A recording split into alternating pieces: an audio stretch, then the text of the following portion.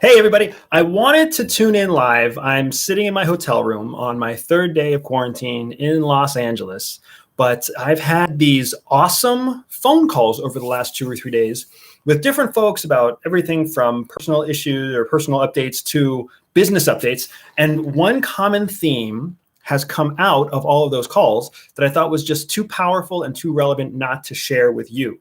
Now, I titled this video, How Much You Make When You Are a TV Guest Expert or a TV Guest on a Show. So I'm going to start with that and come back to the interesting phone calls later. So I'm here in LA shooting for a major national television channel. I guess that's television network.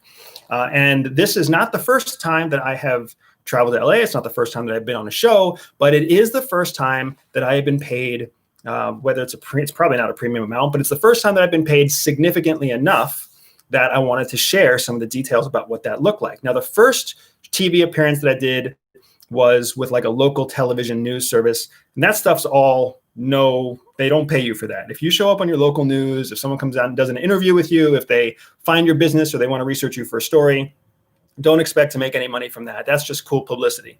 But then the second step after that is you build this level of credibility as a vetted source or a vetted information source, and then you kind of get migrated up, and bigger network executives and producers start to find you and invite you to come be a guest on one of their shows. Now, the first kind of big show I was on was a Discovery Channel show where I was a guest that was only on for maybe 2 or 3 minutes, specific to one topic.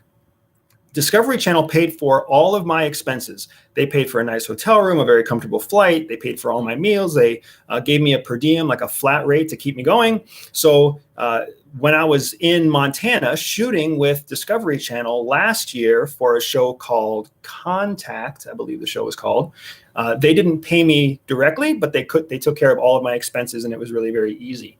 So that was nice. Now, flying out to LA this time, I'm moving from like a cable network to a national television channel. And here they are paying me. So I am being paid about $1,300 for my day of shoot. And my shooting day is going to be like a 2 to 3 hour day, I think, tops. And that includes all the wardrobe and all of the everything else, all the rehearsals and whatever else goes into that. On top of that $1,300 paycheck, they're also paying me about $60 a day in just flat per diem in cash to exist here in a post-COVID world, just kind of sitting around doing my business, watching TV, exercising, whatever it is that I want to do, because I have to be here for 3 full days. They also paid for my flight here. They paid for my flight back. They paid for all my hotel expenses. So it's a really very comfortable existence for me. I've also had networks reach out to me about being a host of one of my own shows, being a host of a reality TV show, or being a executive producer on some kind of either scripted or unscripted show.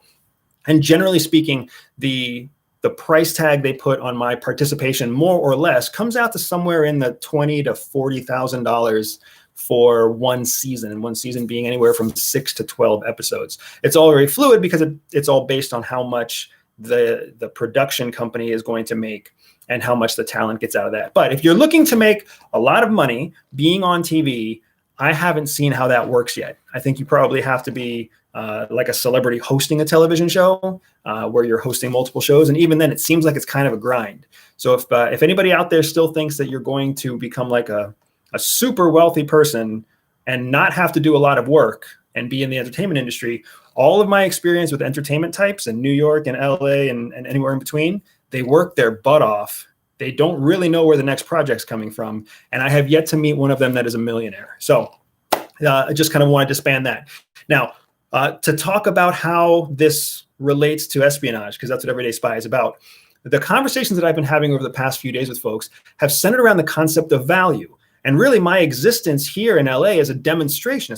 It's proof of that idea of value. Now, what am I talking about when I say value? In the business world, they talk about the cost of a product, and they talk about the value of a product, and then they talk about the profit of a product. So the cost, the value, and the profit make this triangle.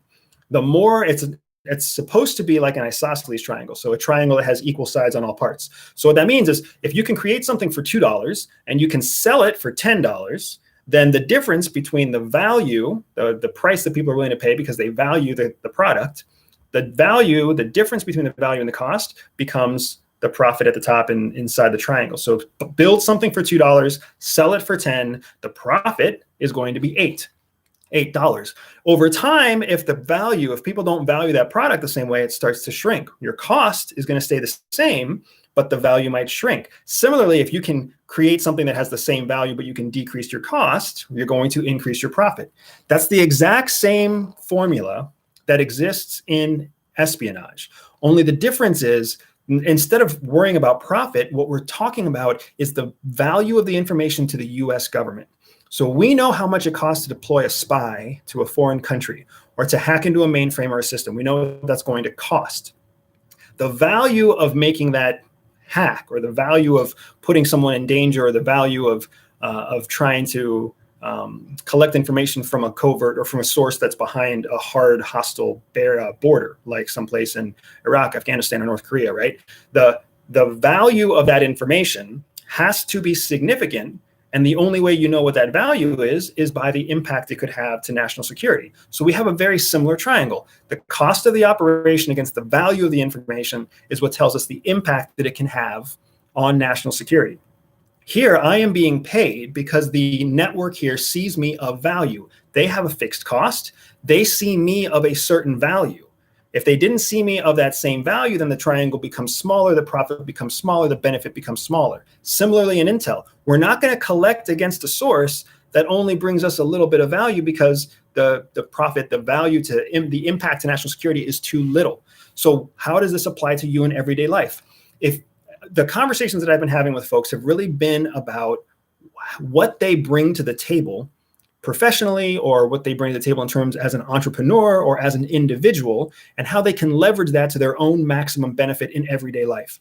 Being paid more for the products they create as entrepreneurs, getting a higher salary, changing jobs, changing industries into a new job in a new industry. It's all about the difference between cost and value. This value is the perceived value of the person who's going to hire you, the person who's buying from you, the customer. That's what this is. This value idea, this isn't science, this is emotion. What do they feel is a good value? Somebody might feel that a painting is worth $10. Somebody else might feel like that painting is worth $2,000. It's all about the person's feelings. You are what you are with the skills that you have, with the background that you have, with the education that you have.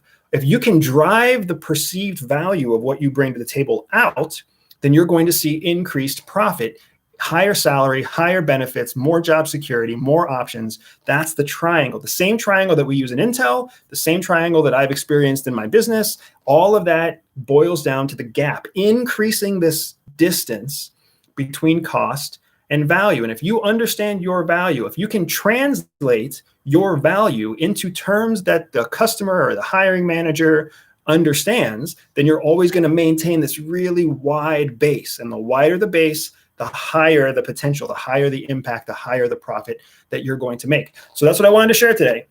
I just wanted to talk about how much I make in the TV world, how the reason I make that money in TV world is now because my value has increased. When I was doing little segments on local television, I didn't have much value, so the profit was very small, right? It was really just notoriety and public acknowledgement.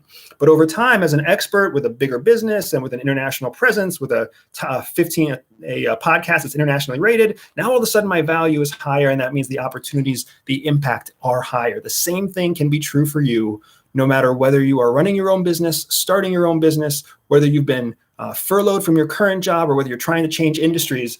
Maximize the distance between your perceived value and what your actual skill sets are. And the wider your base, the more people see that you bring them a huge amount of value, the more opportunity is going to come to you. That's all I have for you. Take care, and thanks for tuning in, folks.